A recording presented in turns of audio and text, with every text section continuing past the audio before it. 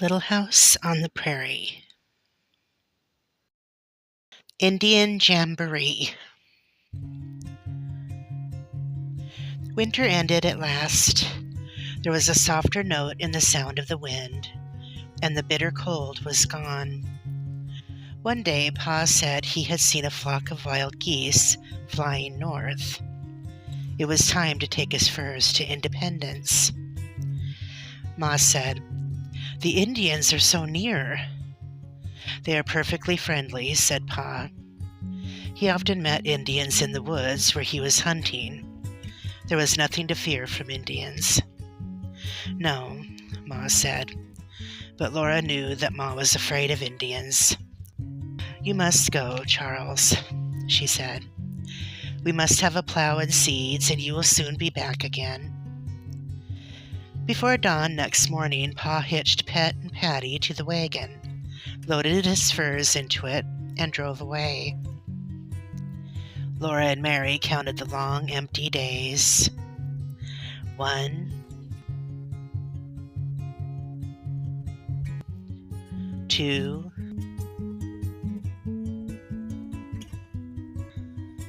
3, 4, and still Pa had not come home. In the morning of the 5th day, they began earnestly to watch for him. It was a sunny day. There was still a little chill in the wind, but it smelled of spring. The vast blue sky resounded to the quacks of wild ducks and the honk-honk-honking of wild geese. The long black dotted lines of them were all flying north. Laura and Mary played outdoors in the wild, sweet weather, and poor Jack watched them and sighed. He couldn't run and play anymore because he was chained. Laura and Mary tried to comfort him, but he didn't want petting. He wanted to be free again as he used to be.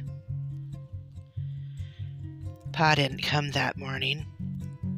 He didn't come that afternoon. Ma said it must have taken him a long time to trade his furs. That afternoon, Laura and Mary were playing hopscotch. They marked the lines with a stick in the muddy yard. Mary really didn't want to hop. She was almost 8 years old, and she didn't think that hopscotch was a ladylike play. But Laura teased and coaxed and said that if they stayed outdoors, they would be sure to see Pa the minute he came from the creek bottoms. So Mary was hopping. Suddenly she stopped on one foot and said, "What's that?" Laura had already heard the queer sound, and she was listening to it. She said, "It's the Indians." Mary's other foot dropped, and she stood frozen still. She was scared. Laura was not exactly scared, but that sound made her feel funny. It was the sound of quite a lot of Indians chopping with their voices. It was something like the sound of an axe chopping, and something like a dog barking, and it was something like a song, but not like any song that Laura had ever heard. It was a wild, fierce sound, but it didn't seem angry. Laura tried to hear it more clearly. She couldn't hear it very well because hills and trees and the wind were in the way, and Jack was savagely growling.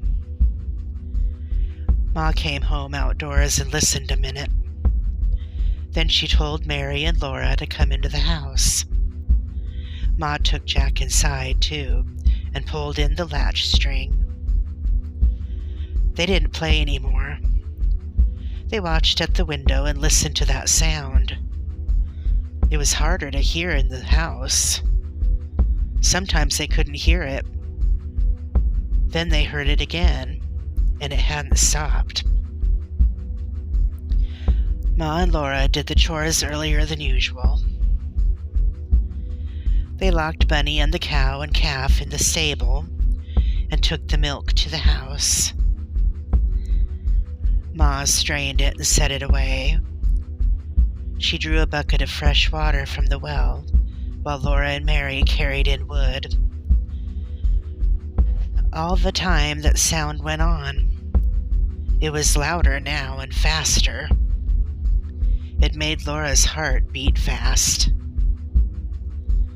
They all went into the house and Ma barred the door. The latch string was already in. They wouldn't go out of the house till morning. The sun slowly sank. All around the edge of the prairie, the edge of the sky flushed pink.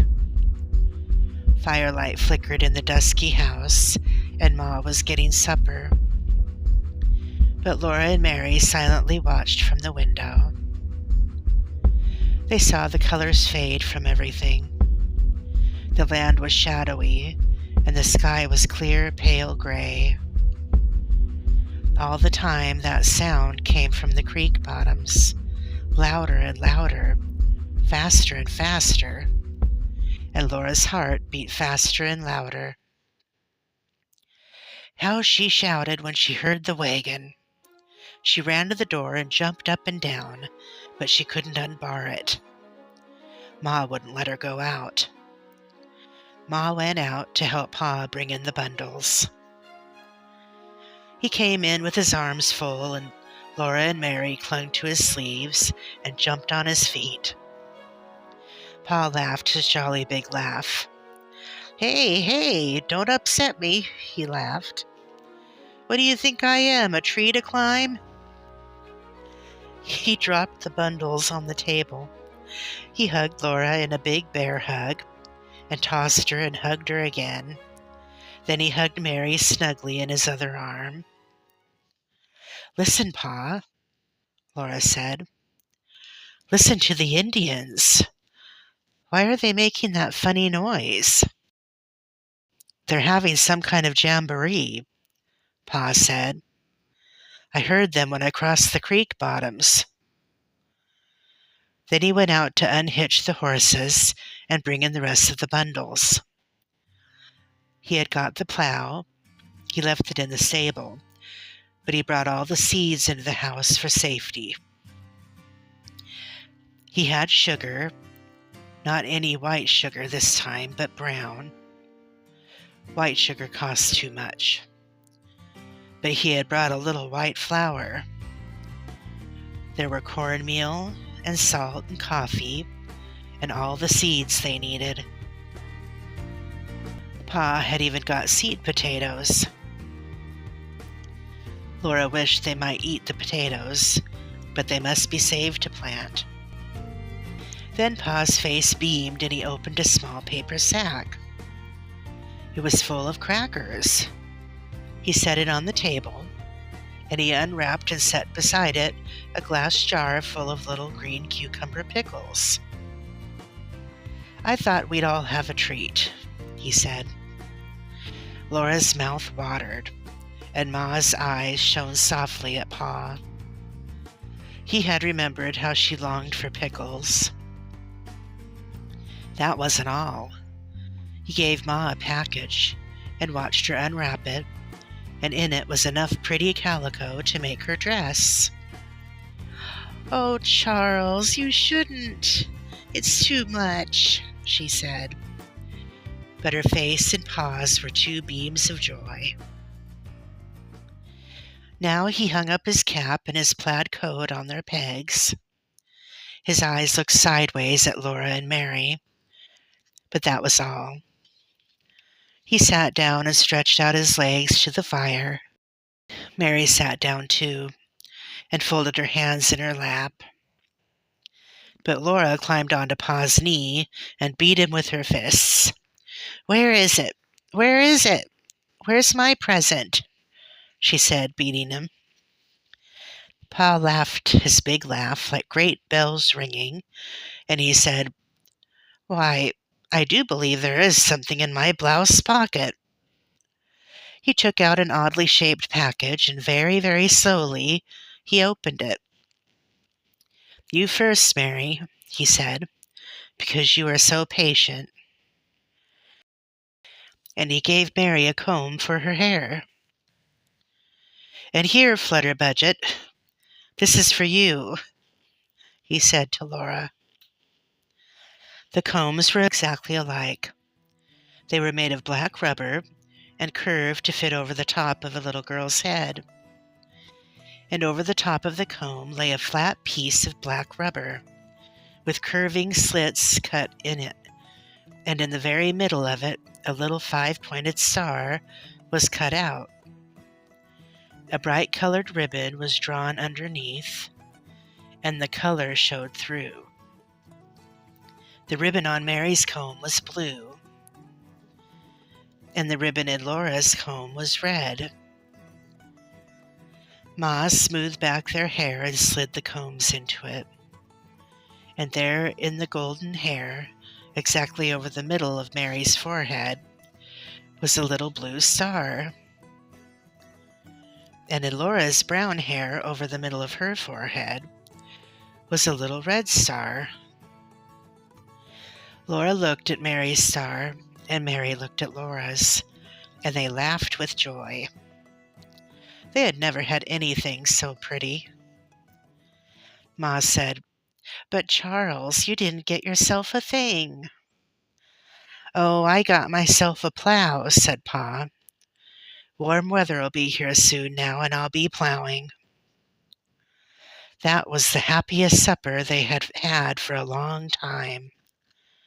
Pa was safely home again. The fried salt pork was very good. After so many months of eating ducks and geese and turkeys and venison, and nothing had ever tasted so good as those crackers and the little green sour pickles. Pa told them all about the seeds. He had got seeds of turnips and carrots and onions and cabbage. He had got peas and beans and corn and wheat and tobacco and the seed potatoes and watermelon seeds. He said to Mom, "I'll tell you, Carolyn, when we begin getting crops off this rich land of ours, we'll be living like kings." They had almost forgotten the noise from the Indian camp. The window shutters were closed now, and the wind was moaning in the chimney and whining around the house. They were so used to the wind that they did not hear it. But when the wind was silent in an instant, Laura heard again that wild, shrill, fast-beating sound from the Indian camps. Then Pa said something to Ma that made Laura sit very still and listen carefully.